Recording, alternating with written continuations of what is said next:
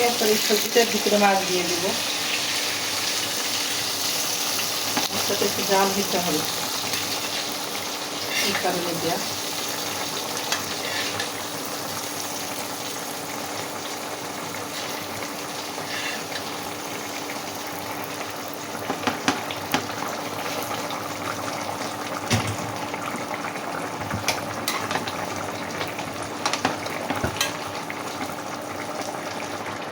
আমি এখন একটু কাঁচকলা তো একটু জিরা গুঁড়ি দেবো এখানে,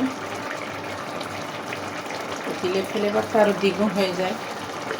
বাটাটা দিলে বেশি টেস্টি হয়, এবং সরিষা বাটা দিলে। এই